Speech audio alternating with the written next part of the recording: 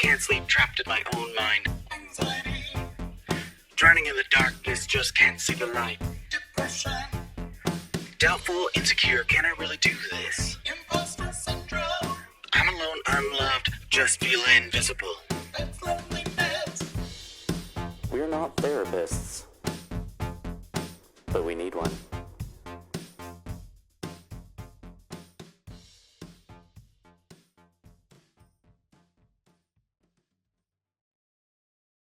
Hello, and welcome to We're Not Therapists, but we need one.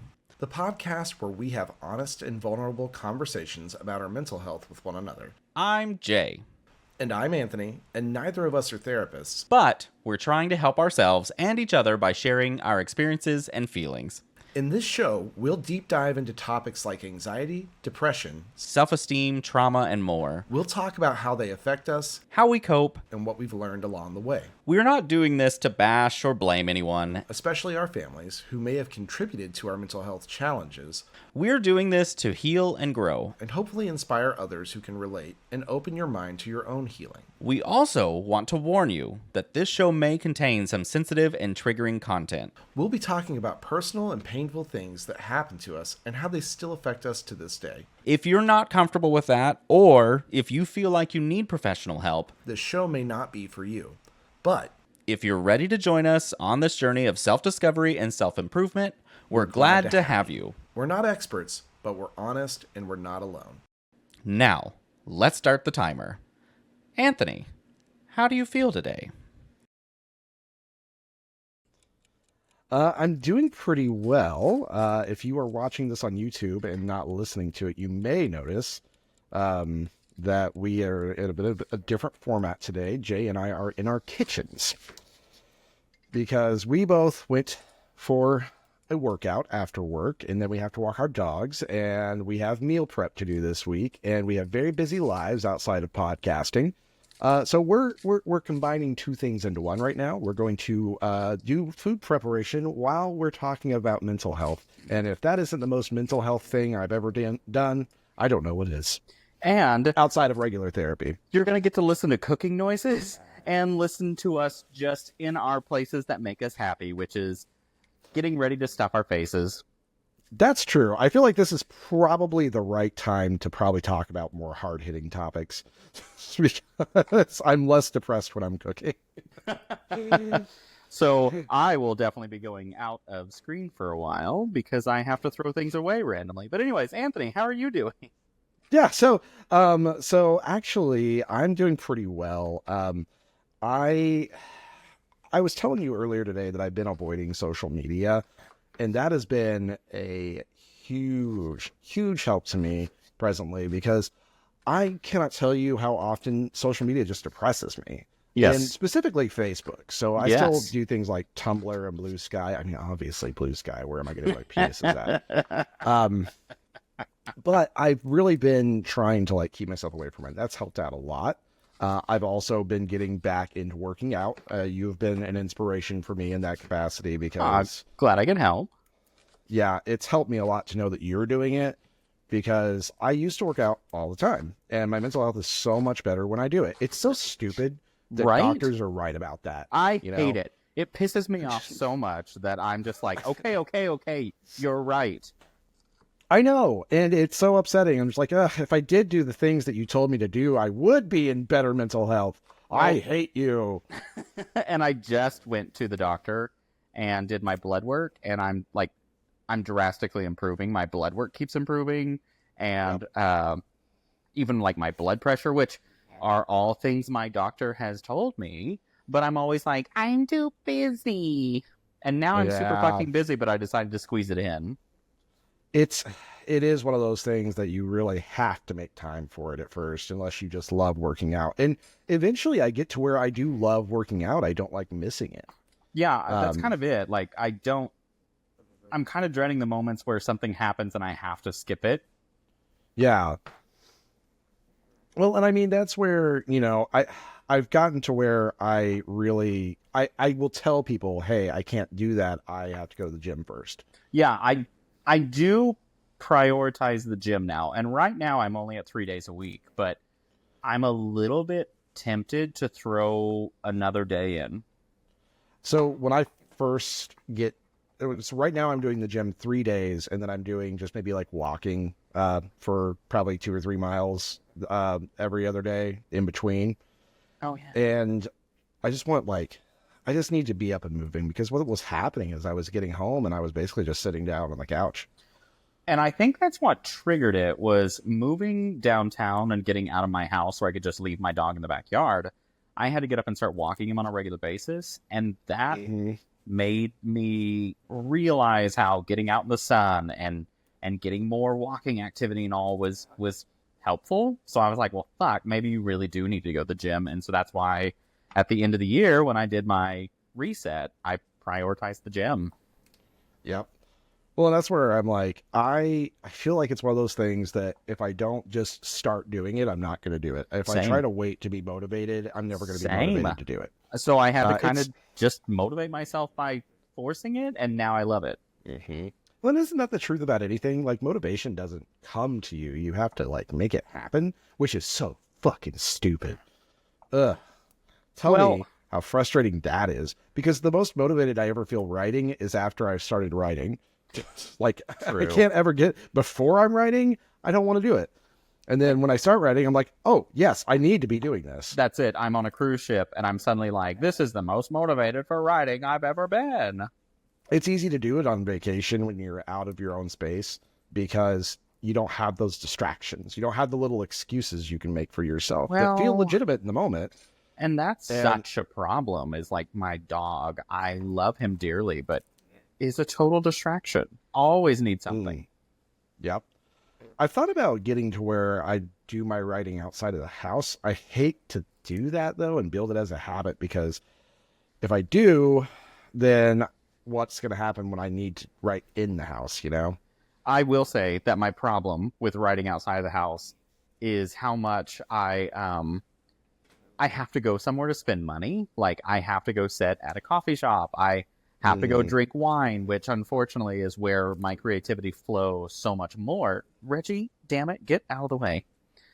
I had just thrown away cilantro leaves instead of the stem. I'm so dumb. Okay, so we're learning multitasking while recording a podcast. I'm really learning lessons right now, yes. But yeah, I mean, I feel the same way, because when I do go outside the house to write, I want to just grab like a coffee or something. Yeah. And then sit somewhere with a nice view. But the nice thing is we have the gathering place in Tulsa. That's true. And I will go sit in there, and it doesn't cost you anything to be there. So I just bring whatever I want with me. See, and my problem is I have specific bars I like to go to that have either relaxing areas or good views or something like that. And I put my headphones in and type my little heart out. And it's very comforting and relaxing. I also, because I'm having a beer or wine, let my little wall down so my story flows better. Yeah, and I feel like I'm kind of reticent to write while I drink. But I also realize that that is part of an issue that I have, is I do tend to put up walls in my writing, and I do tend to not let things all the way out because I think of what people will think of what I'm writing. 100%. That's exactly what I do. I stop worrying about people's thoughts if I have a beer or wine in my little tum tum. What a faggot tum tum. But yeah, I mean, I get that, because that is one of the things that I struggle with in writing is getting to the core of things and getting down to the nitty gritty and the really raw bits. And it's funny because like some of my favorite stories that I've written they're very raw pieces of, myself and my life. Like I wrote this one that it's like the most, it's not unhinged, but it's definitely a metaphor for my previous employer and being mistreated in like corporate life. And it's just like this pseudo set in the future sort of, dystopia. It's cyberpunk is really what it is. It's a cyberpunk story. And I was just so in a space when I wrote it. I felt very freed of what I was doing. I had just like quit working there. And so I was like, I'm going to write something that really, because this feels right. And I love rereading that story because it just feels so raw and good. There's, the characters feel real to me. And it's things like that. When I feel like my characters are real people, that's when I know I'm doing my best writing. My best writing is when I think you kind of mentioned it when you skimmed over my stuff. My best writing is when I actually take what I'm feeling, or basically what I remember what I'm feeling, and can really set myself in the scene. And that's when my descriptions come out so well. And I like doing that, which I feel when I'm drinking is also when I can do that best. It's annoying how much alcohol can help my life, but also be so bad for me. Well, so one of the things that I started thinking about recently is, whenever we write, we tend to try to write a project. We're trying to work on a project, right? We're working on something that is only a project, and we don't ever just write for practice. You know what I mean? Right. But like with anything else in life, practice is sort of this thing that you do. And so sometimes I'll catch myself just to unblock the flow of things, writing either a stream of consciousness, just whatever I'm in my head about at the moment, and just getting it out on the page. And then also describing things around me. I'll just go and I'll start describing things on paper, just like I see this, or I hear this, or this is the smell I smell. And so when I was reading that excerpt that you sent me, one of the things that really stuck out to me was the shop that your main character goes into to go talk to, what was it? His dad. Yeah. It was the hardware shop, the old hardware shop in downtown. Mm-hmm. That had been converted from something else, right? Yes, I just don't remember what it used to be. I don't remember either. I don't remember. I only read it one time. Same.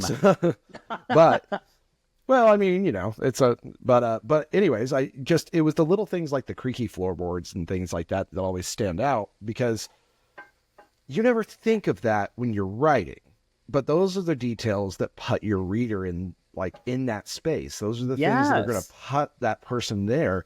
And you're never going to get a deep appreciation from a general reader about it, because they don't know that you're doing it. But those little things are what take what's in your head and basically mentally, it's telepathy in its own way. It takes it from your mind and puts it in your reader's mind.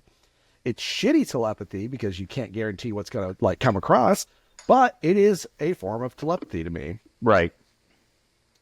And yeah, I think some of the best writers do that in such an engaging way that it never feels like too much. It's never too little.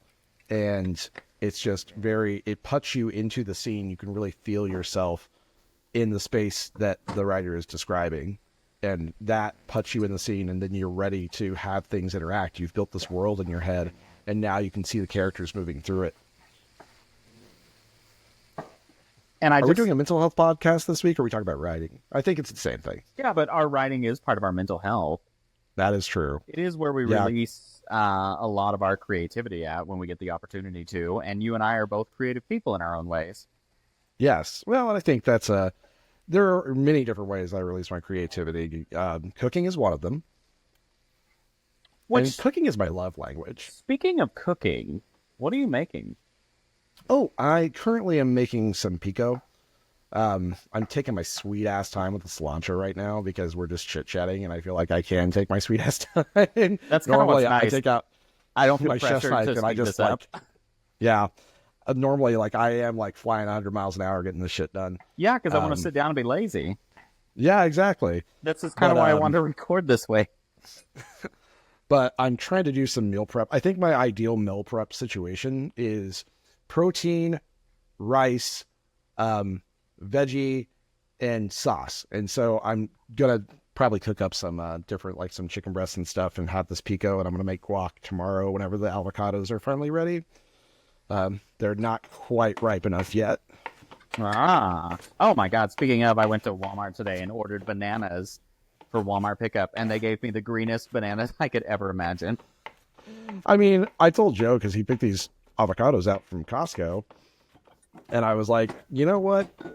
I would rather you get like underripe ones than get ones that are way too close to ripe from Costco, because there's like 7 of them in that bag and I've got to use them. So, Well, and normally, so 5 of them are going to be guacamole and 2 of them are going to be sushi on Thursday.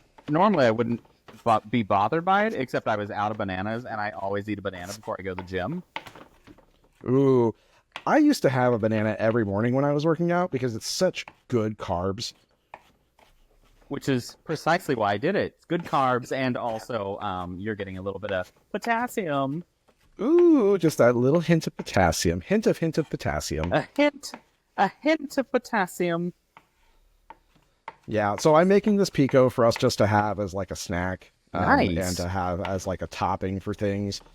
Because I find that when we have stuff like that around the house, we don't tend to eat trash. I get it. Yeah, and I try and make meals that I can just dump in a container really fast and put it in the fridge and then warm up every day, because then I do better about eating. Yeah, you guys are so lucky that I'm not chopping this like I usually chop my cilantro, because otherwise things would be loud as fuck. Tick, tick, tick, tick, tick, tick, tick. Yeah, that's exactly how it goes. What are you cooking? What are you making? I am making a sausage and creamy tortellini dish. Ooh, that sounds good. Ironically, I asked ChatGPT for this recipe, so I'm purely going based off what ChatGPT tells me. Our robot overlords are already winning, telling you what to eat and everything. Well, they told me my face cream routine today that I should do, and today I was like, where else could you improve my life? Because so far you've done pretty good. God. Well, you know what? I wish that people would get advice from ChatGPT versus politicians. Oh my God. That would probably actually make me a lot happier. Because I feel like that's also been one of the things that that's getting away from social media has improved my mental health, because I haven't been able to see people being stupid. Yes. Which is a readily available site on things like Facebook. Yeah, it's very unfortunate. Yeah, I feel like I try to wrap my head around certain things. It's like the bird flu epidemic being a source of issue with like being able to get eggs. Because we just got eggs the other day and I had to like price them because I was not paying that much for fucking eggs. Yeah.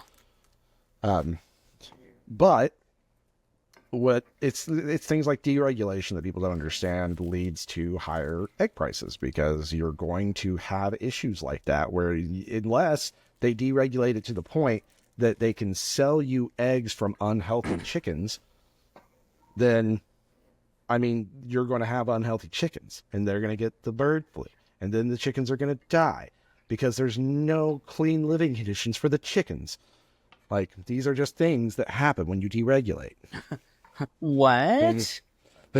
But I think it's things like that really challenge my mental well-being, because I used to have such a assumption that people were smart, like not smart, but like that they have enough basic intelligence to be able to see things for what they are whenever it's right there in front of them, you know? I think because I didn't realize how important and how what's the term I want to use? How scarce critical thinking skills are. Mm-hmm. And I guess I just assumed that everybody had good critical thinking skills. And over the recent years, I've been learning that that's not the case. It is not the case. And I really thought that was the case too. I didn't realize that people could go through so many mental gymnastics to kind of like Justify. arrive at an answer that makes them feel good, you know? Actually, it was like whenever I talked to my mother before the election about religion and why I don't care that she's religious and that she follows a religion. She can do whatever she wants. I just care that she tries to define people's lives and how others and laws should be based off of her opinion of religion. Right. And where was I going with that? One of the things I said was, what did you just say that got me there? We were talking about people not having critical thinking skills. And talking about how people will kind of do their own mental gymnastics to arrive at. Exactly. Yeah. So I was talking to mom about homosexuality and all that stuff, and I was like, I don't understand why you feel the need to criticize homosexuals and all that stuff when you are an equal center of your own way. And I was like, you're divorced, you're all this stuff. She literally the next day texted me how she searched 3 different Bibles and justified why her sins were okay.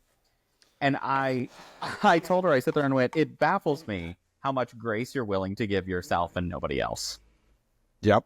And that's how that always works. I was like, you go through a lot of effort to defend yourself when you do not put yourself in anybody else's perspective.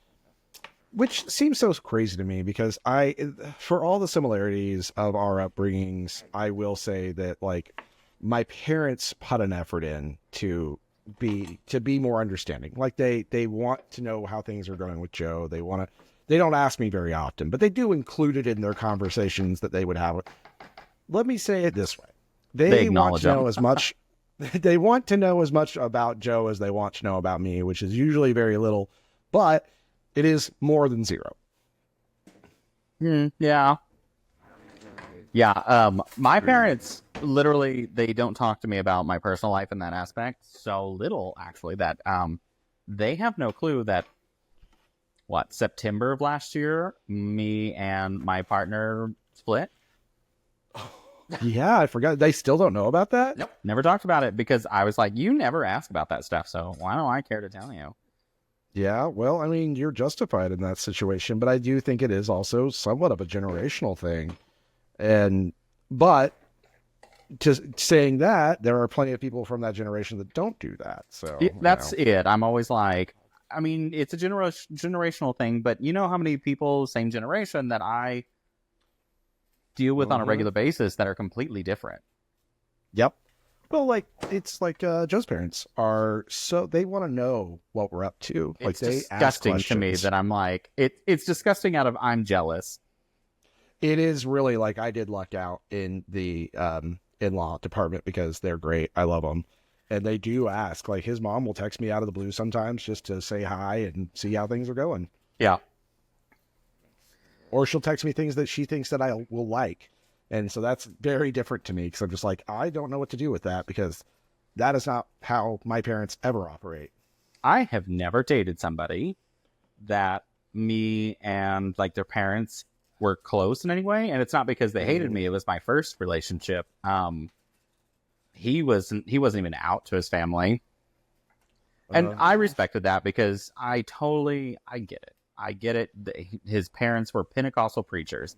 These are things that I understand. Yeah. My second one, they lived completely in a different state, although they knew I existed and asked about me, but I never got to meet them. That I guess that just dawned on me. I've never had really a relationship like that. I mean, some of my other close friends in town, his parents, well, how do I explain it? One of them, his parents have now moved down here to be closer with them. And they're so close with his husband that they talk to his husband a lot more than him. Oh, wow. And they live in the same house, technically. What it is their house has an apartment built onto it. And so the parents live in the apartment. So they're separated, but they're still in the same house. But yeah, sort of like an in-law suite. And they love being that close. And I'm like, the fuck? I've never experienced that in my life with my own family. Yeah, it is very different to have like that. And I will say another thing that I've noticed is like my grandma, as she's been like later in life, she's sort of like made this transition from being a very hard person to softening up. And so her birthday was yesterday, but her birth certificate says that it's the 4th. So it's today, the day we're recording. Right. And, so we got done with the gym and Joe was like, hey, we should call her and wish her a happy, legal, on paper birthday.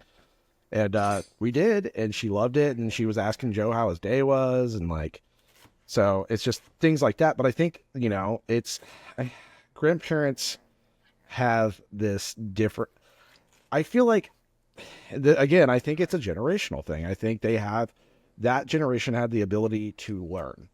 My grandmother is fantastic. She's 97, almost, I think. When was she born? Oh, yeah, she's almost 97. And she's extremely liberal. I don't understand where my parents got their shitty little ways. Although I guess I shouldn't say parents, because my real dad, he's pretty liberal. Like, I've been kind of posting a lot of very aggressive opinions online lately. Yeah, as you should. About politics. I finally got to the point where I was like, fuck it. I'm not going to filter for anyone. I don't care. Nobody filters for me. Fuck off. And plus, Exactly. they vote for people that actively try and take my rights away. So fuck off. Exactly. So fuck them. But so I've started posting pretty aggressively, and he's very like focused on my stuff. He likes it all, and sometimes he'll be like, I very much agree with this, and I'm like, hey, wow. Now my stepdad is very much like my mother. Yeah. I don't think that it would be possible at this point in life to like, I don't understand couples who fall on different sides of the spectrum at this point, because it's not just like a difference in ideologies as much as it's a difference in like empathy and caring about other human beings. Yeah. And it just baffles me to pick a side of politics that, listen, I can totally understand wanting border control better. I can totally understand wanting to reevaluate and get stricter on government spending. Those are things that I support. I'm like, yes, I don't waste we should my be money. doing that. We should be doing that. I don't think that I have to vote for a party that literally is supported by Nazis and white supremacists to get those things. I can sacrifice those being done immediately for the greater good of society to grow. I never want to be in a side of society where I look back and I'm aligned with Nazis and white supremacists. I know. It does blow my mind that people can see like the direct support that Donald Trump gets from like the KKK and just be fine with it. And it does show this like huge moral failing in America where we are willing to sacrifice any sort of morality for the sake of, egg prices, some say. Egg prices and inflation, which if they looked at it was like 2.9% when it was election time. Which I don't even think that that's really people's issues. I think that people really more strongly identify with the anti-immigrant sentiments. I think they identify with the anti-abortion sentiments. I think they really just like show up because that's what they feel, and they use inflation and pricing to be its sort of scapegoat, so they don't sound like they're as evil as they are, because they know it. They're aware of it. They wouldn't lie if they didn't like have some sort of self-awareness around it. Right. Oh, 100%. And I think that's also what gets me about people is like, I'm aware they're lying about it, and you can make up reasons all day long. And I also I try to argue logic with those people, and I've realized that that's pointless. There's no way. They're going to do whatever mental hurdles they need to do to like arrive at the opinion that they want to have. Yeah, which is funny because like I can have really strong opinions, but if you give me something that I'm like, oh, that's a really good thought, I'll think about it. Yep. That's not hard for me to do. I don't mind altering my thought process. Yep. If it's genuinely for a greater good. And I mean, that's how people should be. And I think that's another mistake that I always make is I think of how people should be in my head. And that is a mistake to like think like that, because I don't think everybody has that same mentality. They don't really care about other people. Well, and it's easy to not care when you don't have to see the results of what you do. That's it. A lot of people believe that everything they vote for is for them completely. Like everything they have to do is solely for their gain. And I'm like, see, the interesting part is as a thriving society, you have to acknowledge the existence of others around you. Now, in general life, yes, I do things for me because I am the sole person that has to take care of myself. But when I am in an actual democracy society that has to focus on how we work together, I have to acknowledge other people and how people think differently than me. And I don't think people understand that. I think the Reaganism really altered that process in people. It's the idea that we need to accept radical individualism in the U.S. that is ruining a society, because radical individualism does not support a society. The society is inherently something that needs to have multiple people existing in it. And in that vein, you need to understand that different people are going to be different at the end of the day, no matter what. And you can whittle down those differences all you want, but then you're going to find some other difference that you need to have that's like, it's like how so many different sects of Christianity exist. Where I'm like, okay, but you guys at the end of the day, like, it's the same shit. Yeah, it's the same shit with just slightly different opinions. Yeah, and that was always something that blew my mind, because like, even as a young Christian boy, I never understood how people got so up in arms about different sects of Christianity. Same. And how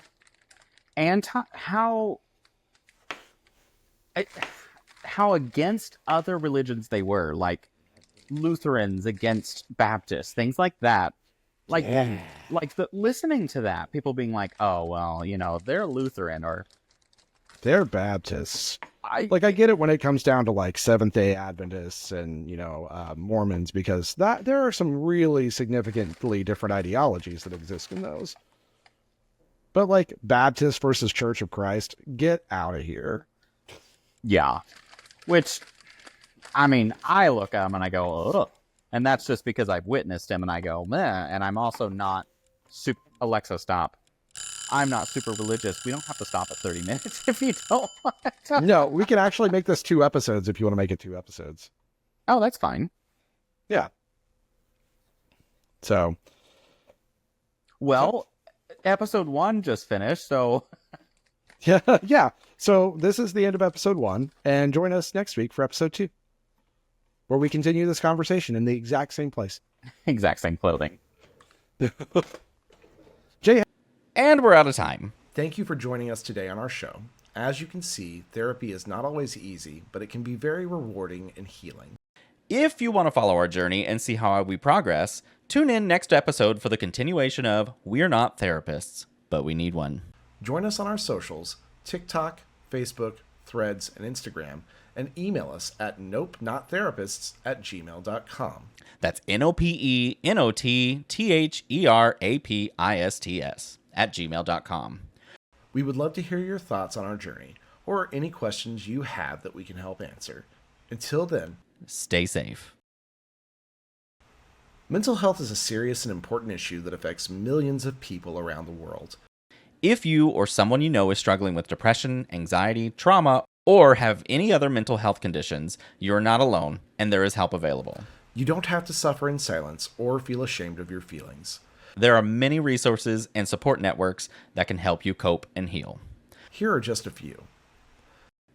The Crisis Text Line, which is a 24/7 service that connects you to trained crisis counselors who can help you with any type of emotional crisis. You can text HOME to 741-741 in the US or Canada, or 85258 in the UK, or 50808 in Ireland. You can also visit crisistextline.org for more information. The National Suicide Prevention Lifeline, which is a 24/7 service that provides free and confidential support for people in distress, as well as prevention and crisis resources. You can call them at 1-800-273-8255 or chat online at suicidepreventionlifeline.org. The Headspace app, which is a meditation and mindfulness app that can help you reduce stress, improve your mood, and enhance your well-being. The app offers guided meditations, breathing exercises, sleep sounds, and other tools that can help you relax and cope with your emotions. You can download the app for free and try it for 10 days, or subscribe for unlimited access to all features. You can find the app on the App Store or Google Play, or visit headspace.com for more information. These are just some of the resources that we have found helpful, but there are many more out there that can suit your needs or preferences. The most important thing is to reach out for help when you need it, and to know that you are not alone. Mental health is not a weakness, but a strength, and taking care of it is one of the best things you can do for yourself and your loved ones. Until next time,